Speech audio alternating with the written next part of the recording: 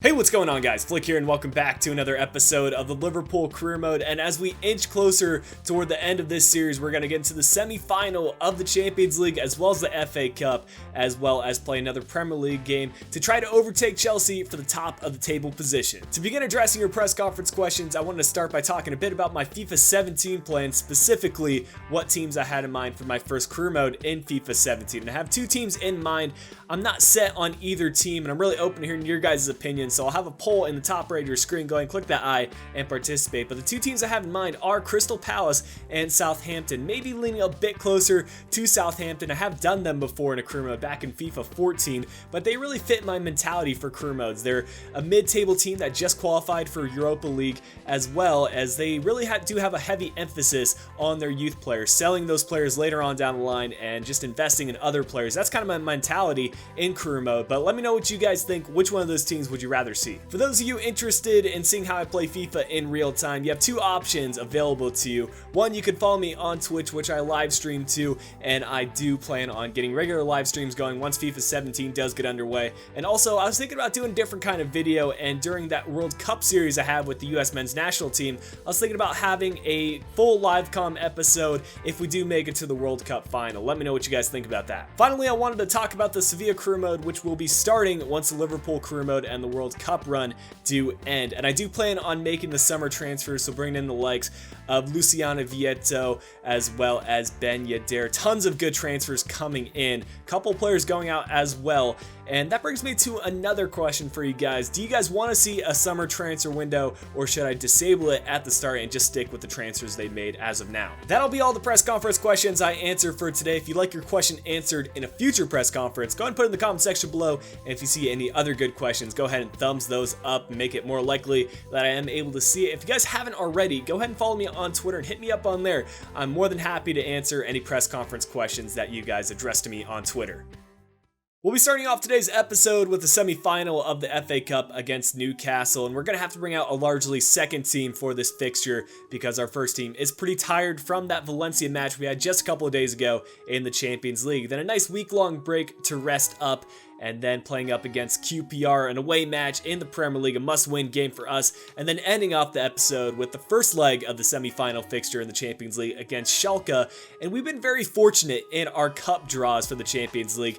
Schalke's a decent team, but semi-final of the Champions League, I thought we would have had harder opposition. Here's the team that we brought out against Newcastle. We were able to fit in quite a few first-teamers. Emre Can, Ozia Koop, Jimenez, and Sadio Mane could be a first-teamer, depends on how you look at it. But overall, this team should be more than enough to get the win against Newcastle. Should we win this fixture, our opposition in the final will either be Chelsea or Derby County. I'm rooting for Derby County to get the win, so that way we can play them. With that said, we do have to get through Newcastle first, who have given us trouble in the past. Jack Butland has proved to be an impressive shot stopper, and it's going to be a struggle to get goals by him. You can tell by Newcastle's positioning that they're bringing forward a lot of players, only one or two defenders staying back for them around the midfield mark, so that's going to leave them open to the counterattack. If we can string together some passes, I think we can break them down. Free kick for us here. We're going to look to find Markovic just to the left of the wall, and he will play it in the middle now. It's a good bit of passing. Mane trying to find Lallana. The shot comes out of nowhere, and Jack Butland rooted to the spot. We get the goal.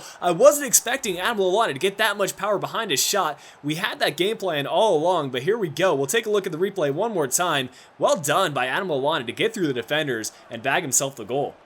Emre Can spotting out Daniel Sturridge. He'll play this one in the middle. Can Adam Lallana bag himself another goal? Now he finds Sturridge on his left foot.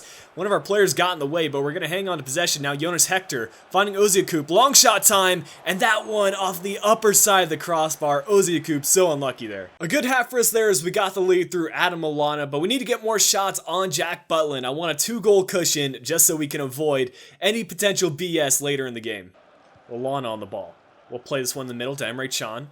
And now we have Daniel Sturridge. Actually, it's going to be Markovic receiving the ball over to Sturridge. Now, can he bang in a shot on his left foot? What a strike by Daniel Sturridge. Just a little bit of space there for him. And with that space, he contributes to a fantastic goal. We'll watch it over one more time. And what has it been with these shots today? Adam Lallana's goal, he created a lot out of nothing, and Daniel Sturridge just showing his ability right there. With the 2-goal lead, we can think about resting up some of our players and giving those that haven't gotten a lot of play time a chance to perform in this match. Dejan Lovren being one of those players, and also Ryan Kent at the right wing position.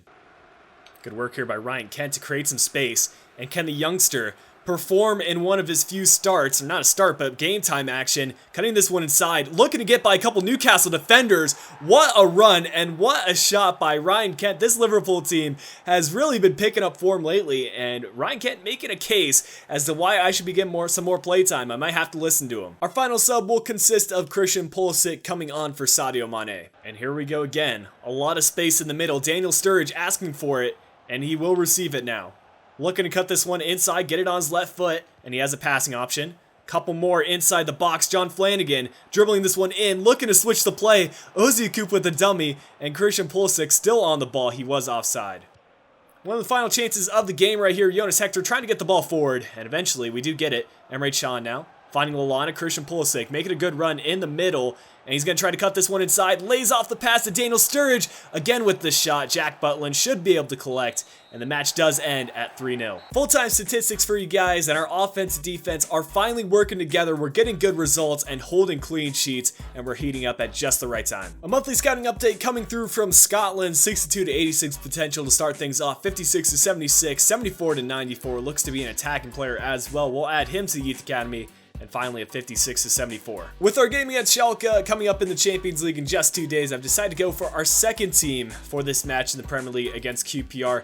And it's relatively unchanged from our previous fixture in the FA Cup with few exceptions. We are starting Karius, and in addition to that, we've changed up our center back. We've given Lozano the start, and also Ryan Kent the start at the right wing position. All of a sudden, Chelsea aren't the only team we need to be thinking about. Our freaking rivals, Everton, are sneaking up in the league table. They do have a game advantage on us, but they're now equal on points. And to make matters more interesting, Jordan Rossiter, our former player, is getting a starting role in this match for QPR. I wish the best for him, but we need to get the win. Phillips bursting down the right wing and showing off some of that pace. Our defender needs to win that header, and Karius does eventually punch this one out. Now Sandro to Rossiter to Camillo, and just like that, QPR stringing together a couple of passes, and it looks like we have a rough day ahead, boys. QPR with a 1-0 lead early on. We need to make sure that we tie this game up relatively early on, because I know what QPR is going to try to do. They're going to try to park the bus, but we need to save this one first. And that one off the post. It was about to be 2-0. I don't know what's wrong with us right now, guys, why we're leaving such open gaps in our defense, but we need to change things ASAP. No! FIFA 16 just doesn't make sense to me sometimes. How can we go from absolutely dominating Newcastle and then being down 2-0 against QPR this early on in the game with a relatively unchanged team? And keep in mind, QPR is one of those teams that have beaten us before, despite not being of the best quality. Go on, Henderson. Come on. You need to put that chance away. He shouldn't have taken that extra dribble. And we're going to go into the halftime break down 2-0. Obviously, this game isn't going as planned. QPR getting 2 goals from 4 shots. And we're going to have to make some changes right now and hope that those changes can provide some energy into the team. Daniel Sturridge is going to be moved over to the right wing position. We're going to take Kent off and bring in Luis Suarez. And finally, we're going to make a change and bring in Sadio Mane for Hirving Lozano. I see Sadio Mane making this run. I need you to score for me right here, Mane. Cutting inside. Couple of QPR players around him. I thought that might have been a pen, but we're still on it right here. And that's a poor pass by Mane. But, oh, okay, we do get the penalty. I thought the ref just wasn't going to give it to us there. But Daniel Sturridge forcing a penalty. And this is our chance to get back into the game. All right, Luis Suarez, I need you to score this one for me. Both in terms of him getting the Golden Boot Award and also getting us back into the game. Let's go, boys. Pick up the ball. Let's get another.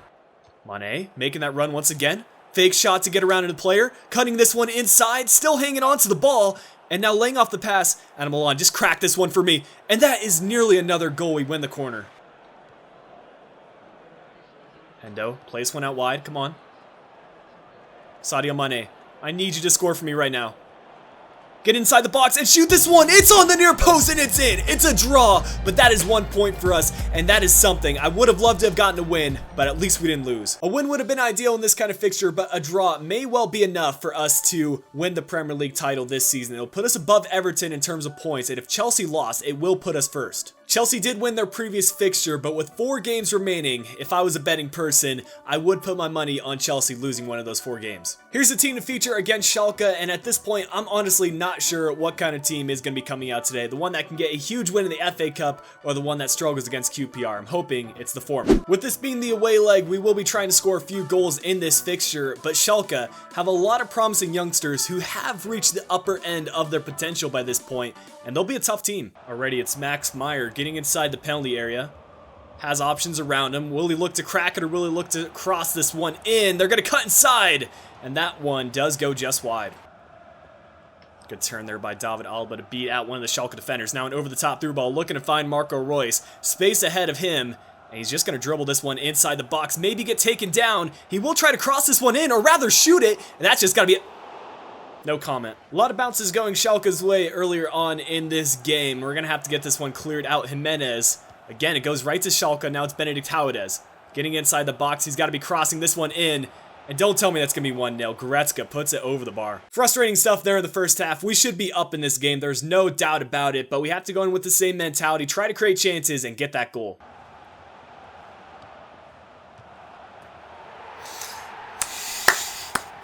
Of course, Schalke score on one of their first shots on target.